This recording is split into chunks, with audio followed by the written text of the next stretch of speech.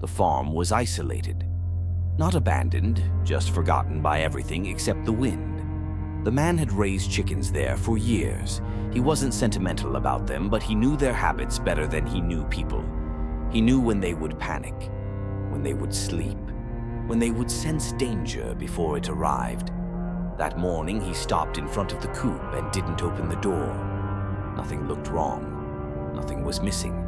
Nothing extra stood out. And yet, something inside felt wrong. The chickens were standing. Food was in front of them. The door was unlocked. But none of them were eating. Their heads were slightly lowered. Their eyes fixed on something that wasn't there. Not the wall, not the ceiling. The empty space between. When the man stepped inside, one chicken trembled, then another, then all of them. They didn't scatter. They didn't scream. They simply took one step back. That day, the eggs were smaller than usual. The shells were thin, warm when he picked them up, but empty in a way he couldn't explain. As the days passed, the chickens changed. They stopped making noise at night, even when foxes came close, even when shadows moved outside the wire. It wasn't calm. It was resignation. One night, the man woke up and looked toward the coop.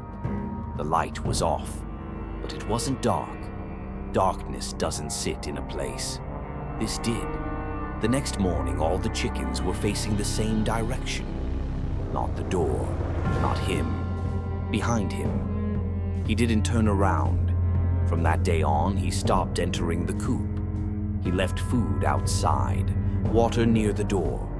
The chickens didn't approach, as if the coop itself was no longer safe for them. Some of the chickens began to die.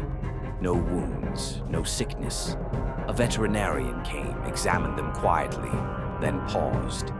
Animals, he said, sometimes sense things long before we do. That night, the man heard something from the coop. Not a chicken sound, not a voice, a presence. It didn't move. It didn't speak. It waited. Days later, the man stood in front of the door again. The waiting had become unbearable.